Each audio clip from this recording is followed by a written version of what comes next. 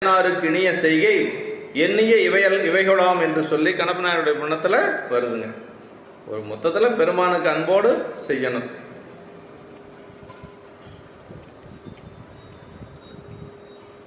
மண்மேல் நம்மை சொற்றமேல் பாடுகினர். இந்த மண்ணுலகிலே நாம் விரும்பி எழுந்தருளிய தானங்கள் தோறும் தமிழ் பாட்டுகளால் நம்மை பாடுக.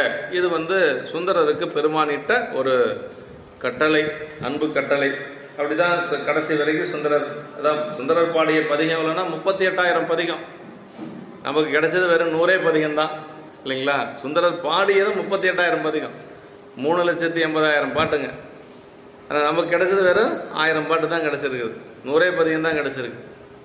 எல்லாம் எவ்வளோ வேணுமோ, நமக்கு எவ்வளோ வேணுமோ அவ்வளோ வச்சுட்டு சாமி மீதியெல்லாம் மறைச்சிட்டார், அவ்வளோதான். பாடியது ஏராளம்.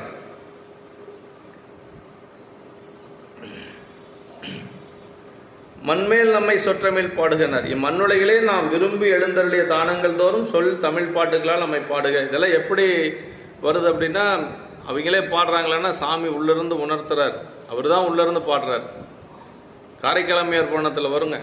காரைக்கால் அம்மையார் இறைவன் ஆட்கொண்டதுக்கு பிறகு அந்தாதி பாடுறாங்க. 100 பாட்டு, 101 பாட்டு அற்புத திருவந்தாதி. அதை எப்படி அம்மா பாடுனா அப்படிங்கிறது சேக்கிழார் பெருமான் சொல்கிறார். உட்பவித்து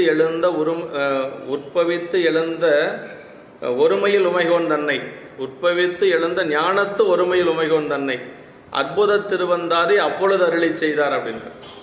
அற்புத திருவந்தாதி பாடுற பொழுது அம்மா எப்படி இருந்தான்னா, அப்படியே ஞான ஒருமையில் இருந்தாங்களாம்.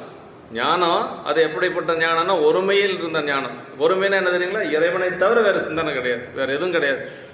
ஆமாம், உட்பவித்து எழுந்த ஞானத்து ஒருமையில் உமைகோன் தன்னை அற்புத திருவந்தாதி அப்பொழுது அருளி செய்தார் அப்படின்னார்.